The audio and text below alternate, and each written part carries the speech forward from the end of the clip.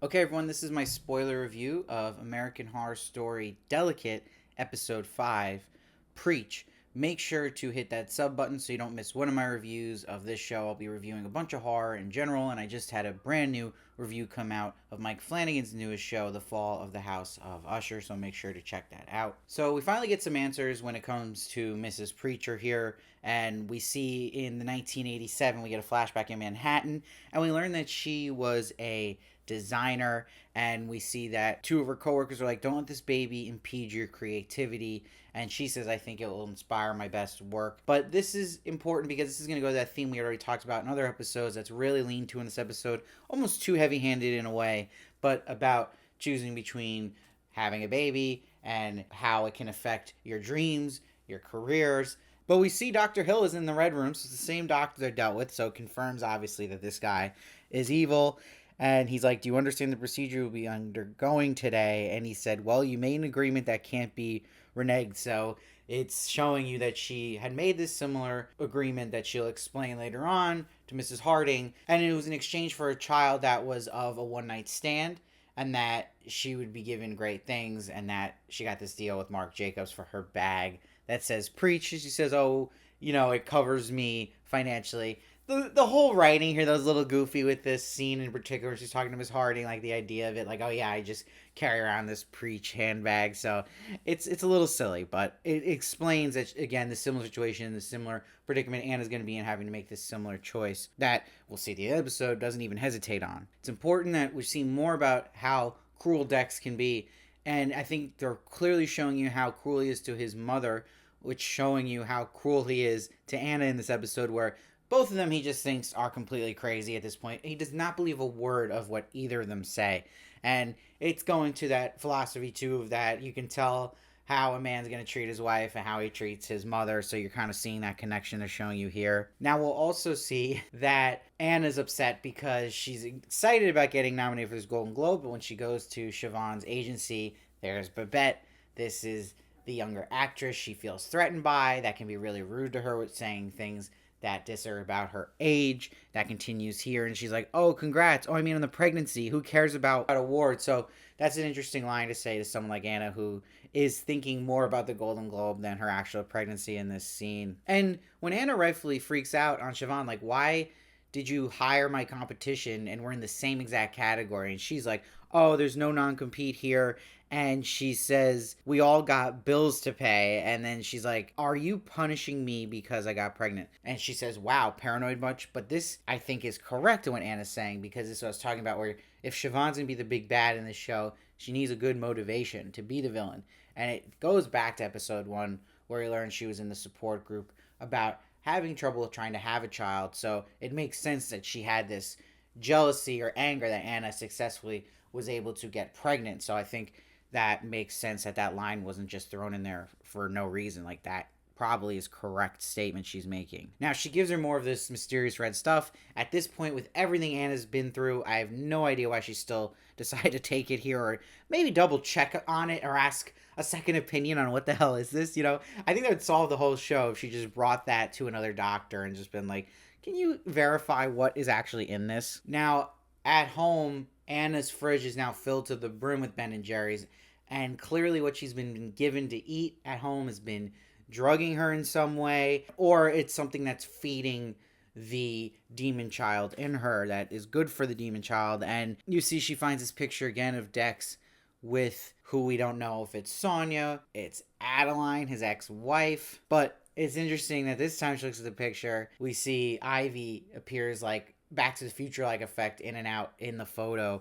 So this episode, again, no lines from Ivy, but she's really almost hidden in a lot of scenes, but she is there. She's even in the scene when Miss Preecher is talking to Miss Harding, and Miss Preecher says, careful, they're watching, and really quickly, she is there watching them, Ivy, behind her. So it's still pushing you towards the thought that Ivy is bad, but I read a really good theory on my last review in the comments section that someone was saying that they think Ivy's actually one of the children that was born to one of these mothers who gave up a child and maybe was part of a vanishing twin that got out. I also think it's interesting Ivy has the mark on her chin. Like I've pointed out before, that Anna has, and that I thought maybe that meant she's someone who's gone through what Anna's gone through, but then I'm starting to think that and if she's in a bad way, that maybe she's somebody who gets her child and is just keeping an eye on her, that's part of the deal, because we don't know what's happening and why Siobhan does this. Why do they want these children? And maybe they give it to some witch types that want to just have their own child, and maybe that is what Ivy is. I did think it was interesting too that Miss Harding, when she first was confronted by Miss Preecher in the alleyway, she saw a black dog, which I don't think we've seen before yet in the show, and she also saw 4 figures this time that were mysterious, not just 2 that we've constantly seen. So to me, that implies there's 2 other people like Billy Lord and Leslie Grossman's character we saw and met last episode. I did think it was interesting, though, they weren't even in this episode. That was kind of strange because they had such a big presence the last episode. And it also confirms that Miss Preecher was the one behind the conspiracies, and the conspiracies are coming from a place of experience. So these conspiracies that we saw earlier in the season in that blog post about different Celtic rituals and stuff, these are definitely correct. And it's also important, she mentions that they are particularly targeting the Harding family, and they're particularly mad at Dex because Adeline, we learn, is a powerful player in this group and defected because she fell in love with him. This is a biggest reveal yet. So Adeline, I believe now, was someone who changed for the good, leaving this cult, falling in love with Dex, and that she was killed for it. But in that picture, I do believe that Anna's seeing is Adeline, and that when Sonya looks at it and says it looks like my less evil twin, I think that's the truth, that it's her less evil twin. I think this is a twin situation with Sonya and Adeline, and I think that Adeline was that white owl that seemed like it was trying to warn Anna early on in the woods, and that now confirms it to me because it seems like Nicolette, who clearly recognizes Sonya, is remembering Adeline. Even Anna calls her out and says, "Did you know Adeline?" And she says, "I don't know who that is," but she clearly did. And I think it was her friend. And you see that she is holding that doll that is of a white owl, I think representing Adeline. That's why it meant so much to her. And that either Nicolette is someone who also was like Adeline, who could see what Adeline was thinking to leave and is a former member of this group, or she's still in the group and maybe she just misses her in a way but still believes in the group's ways and is upset what they did to her. So that's going to be interesting, but I think that kind of, to me, shows me that Adeline was actually good and is probably that white owl, and that I think Sonya is her evil twin, like she actually says out loud in this episode. Now, where I was saying he gets a little too on the nose is when Dr. Hill tells Anna that she can't travel anymore to the end of pregnancy, and he's like, what's more important, a baby or an award? They kind of keep beating this dead horse a bit. I feel like an idiot not catching, though, that the hair ripping out that's been falling out would be a part of the voodoo doll, but it's revealed here. There's like a scene almost like the Psycho shower scene with Anna, and she connects that herself.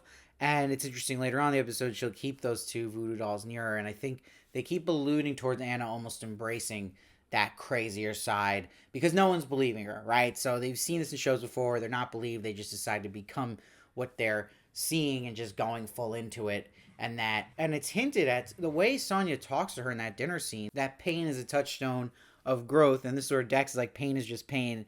And Sonya says, not in my world. So Sonya's almost feeding into what she wants Anna to eventually do, is to take the pain she's going through into something she believes is of growth, and it probably is just becoming a member of this cult and what they believe in. And I think they're setting up Anna to go down that route. It's also interesting she brings up, Sonya, that her mom had bipolar or borderline. They weren't sure back in the day. They couldn't diagnose it, so it was just screaming behind closed doors at the time. And it pauses and shows Anna's reaction to that. Like, there's a big beat on that.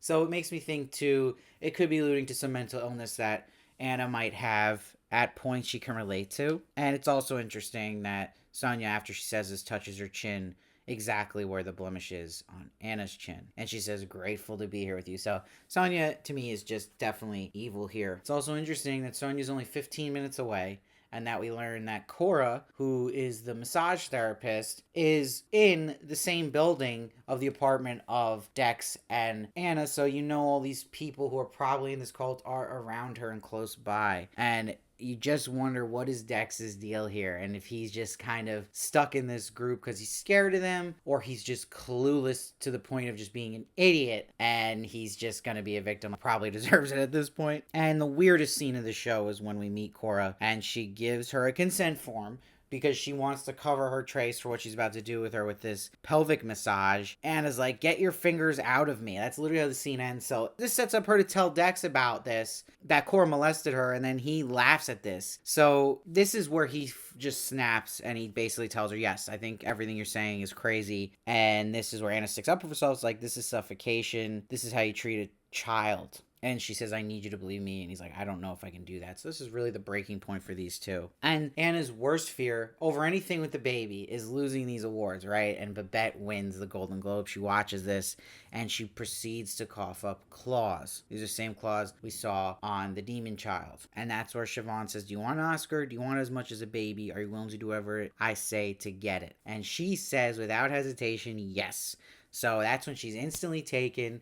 This is where I feel like they're taking now this baby that is the second baby, and she's going to wake up, I believe, not pregnant anymore. And she sees Dex, and she sees that Babette was killed in this car crash, so this is part of that deal with Siobhan calling. This was part of the plan to get her the Oscar, because Babette was probably going to win at this point. So this might be Siobhan's doing too, where she hired Babette to put Anna now in that situation to make the deal, to make her win the Oscar, where she probably could have won at that point on her own, but she needed something that would be the hook to get her to say yes to this kind of agreement. And I think it makes sense this would be the breaking point for them to leave the cliffhanger with Siobhan and her probably losing this other baby now to this group. So it sets up, we can jump right into it from that deal being made. It's unfortunate that they weren't able to film anymore, so who knows how long we're gonna have to wait here till the strike ends, and then they gotta actually film the rest of the season. So this could be a long time. This could be like till next October, especially with editing. So really frustrating in that point, but what are you gonna do? But I don't think it was that great of an episode, just the vibe of it. I feel like it's been less engaging now as it's gone on, and I still think I wanted more fireworks and a little more with Ivy at this point. It's become over and over her just watching, and you got one episode of dialogue with her, and so it's kind of disappointing when we saw that little of Cara here. So a little frustrating on that point too, and it can just get in a loop here. So I think for this one, I'm going to give a 7.2. There was some interesting developments, but I mean, your expectations are a little higher too, because this is the part one finale. You know it's going to be a while, so it wasn't like a banger. It wasn't one that like got me like really excited for what's to come. And it's unfortunate because it's going to be kind of hard to jump back into a story like this where people still kind of care about it after watching all this that wasn't even that interesting anyway.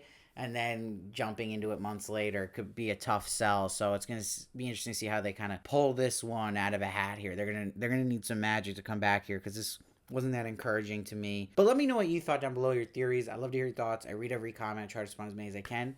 And please hit that subscribe button. I'll see you next time.